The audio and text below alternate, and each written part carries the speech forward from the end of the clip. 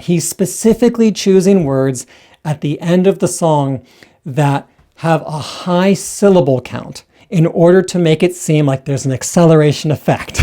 はい、皆さん、こんにちは。道元です。僕はですね、普段から日本語でコメディ動画を作っていて、それから外国人向けに日本語の発音と肯定アクセントを教えていますが、この前ですね、最近大人気の曲、CreepyNuts の Bling-Bang-Bang-Born をクリエイティブライティング、それから言語学の観点から解説をしたらかなり評判が良かったので、今日はその続きをやりたいなと思っています。それでは早速やっていきましょう。Okay, so last time we broke down some stuff from the beginning of the song, then we kind of jumped around after that, but there's already so much new stuff that I noticed in that same part towards the beginning of the song, and these have to do with kind of rhythm and timing. So I'm going to replay the beginning of the song and try and pay attention to how despite the fact that the beats per minute, the tempo of the song stays the same, there seems to be this kind of crescendo effect, and not only kind of in terms of like the loudness, but almost as if the song is speeding up despite the fact that it's not. So let's try and listen to that right now.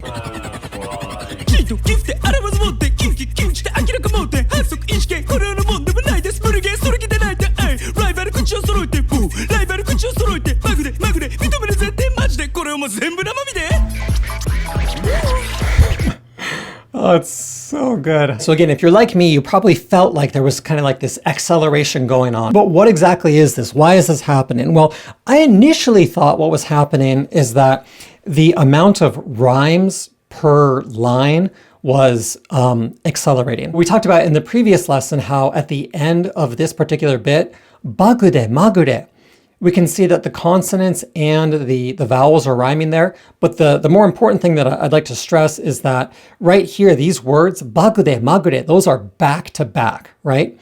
And so the rhyming is back to back. It's not every other word. It's the words right next to each other are rhyming. And if we contrast that, for example, to like if this gifted, wanted, there's a word in between that, right? And like this arawaza, a-da-wa-za. That's a 4-beat word where all of the vowels are a. That's naturally going to rhyme with this word right here, akiraka, where 3 of the 4 vowels are rhyming, and it's also, again, it's the 3rd of the 4th word of that particular line. So it seems like initially it's okay, maybe every other word, maybe between the lines they're rhyming, whereas at the end of the verse, oh no, like they're straight up, by this point, the words back to back to back are rhyming with each other, and that's what creates the acceleration effect. Now, I thought that's what was going on, again, initially, but then I kind of re-listened to this intro part, and despite the fact that native English speakers, when they say this word right here, gifted, they say the I with a very standard I sound as a gifted. Arushite, here, he kind of says it, excuse me, in between that and a Japanese E in order to make it rhyme with chito. So we can listen to that right now.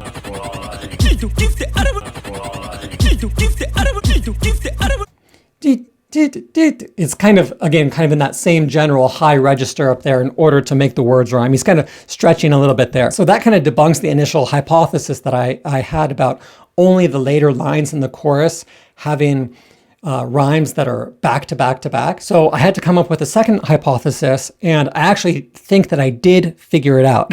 And when I did, this was like a eureka moment for me. But in order to properly explain this, I have to zoom out so far. So basically, timing in English and timing in Japanese are different. And what I mean by that is in English, our kind of standard measurement for timing when it comes to speech is the syllable, right?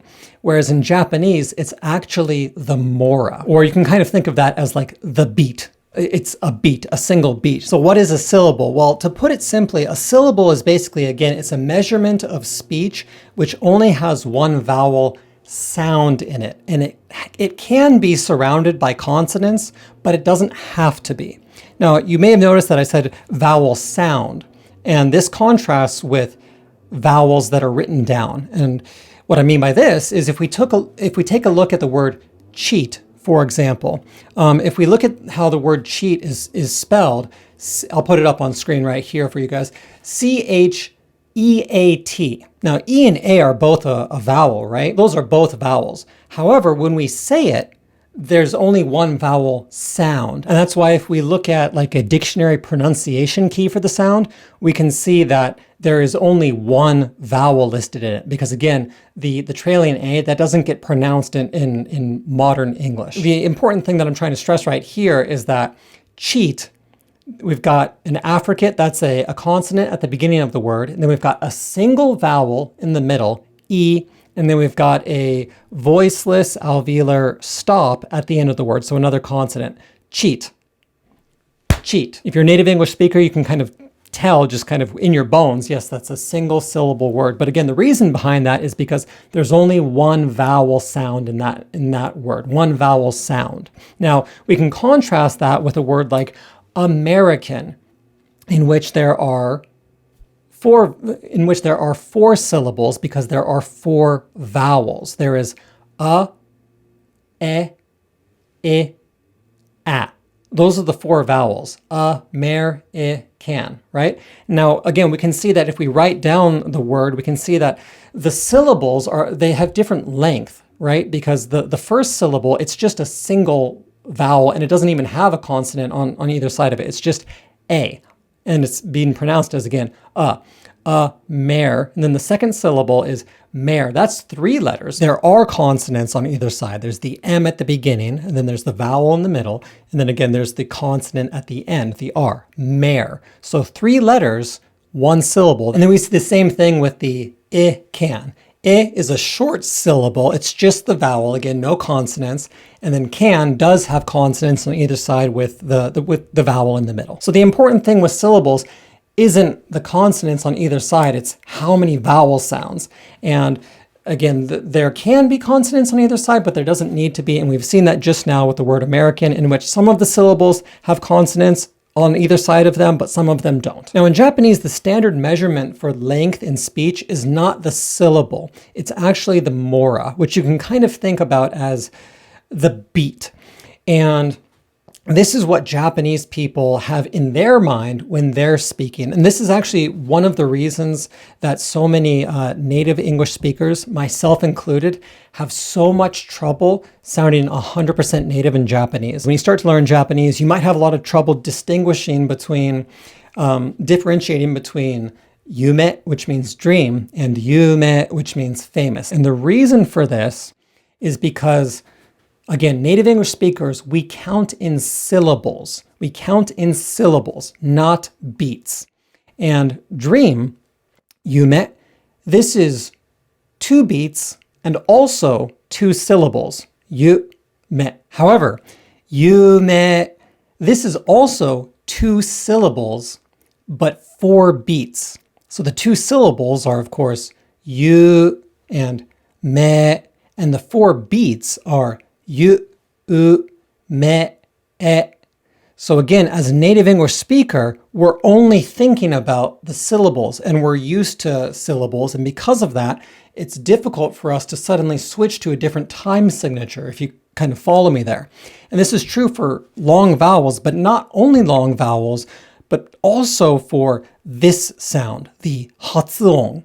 So this is not hatsuon, which means pronunciation. This is what this is called in Japanese, this particular thing. It's called the hatsuon. And so many native English speakers, myself included, and this is true for me still, have trouble with this. Because if you take a word like Japanese, which is spelled like Nihongo, what happens, again, as native English speakers, we're thinking in syllables. It's all about how many vowels there are. It's all about the vowels, right? And so we see ni, hon, go.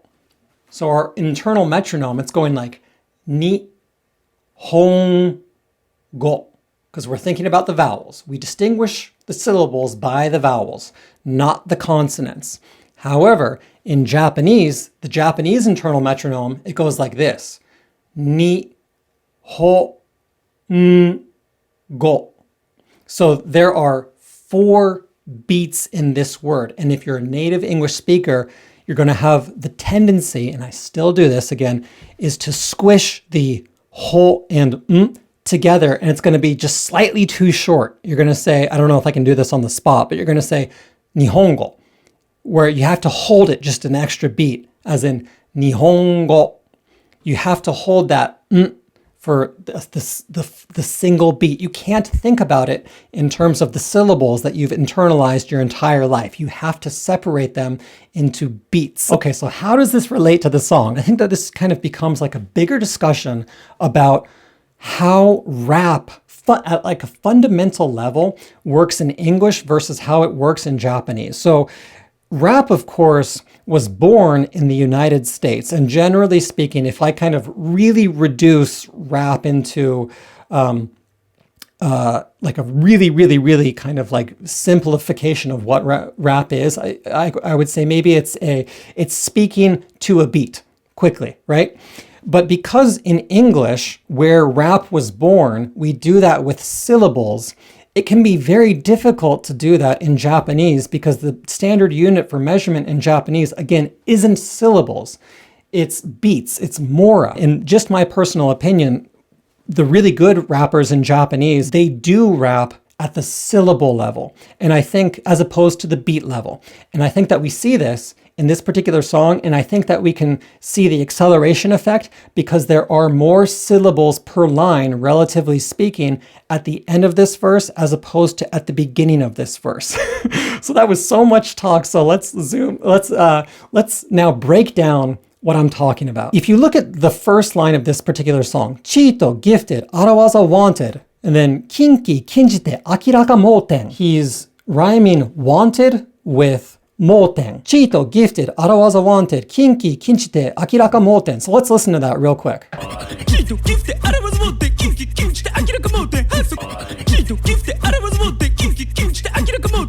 So I think that the fact that he's rhyming wanted with moten, I think that that's evidence of the fact that the fundamental unit for this rap, at least for this particular part of the rap, because I haven't really looked at the latter parts just yet, is I think it's the syllable. Now let's count how many syllables there are in this particular line, and then this second line as well, the lines at the beginning of the verse. Chito. So that's 3 beats, but it's 2 syllables, right?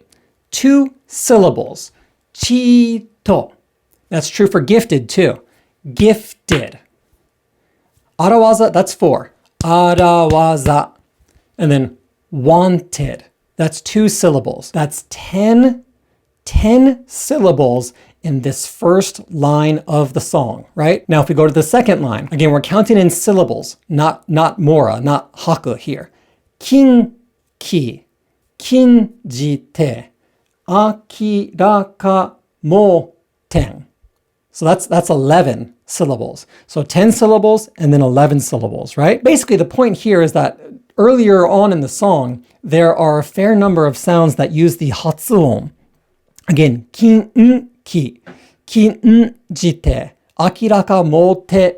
This is true for this line as well. Han, soku, ijige, kono yo no mo, So there's so many right? Because is being used as opposed to using a different word that didn't have it means that there are less syllables per line, relatively speaking. But then if we go to this line at the end of the chorus and we count the syllables, bagude, magude, mitome, ne, ze, te. That's 12 syllables.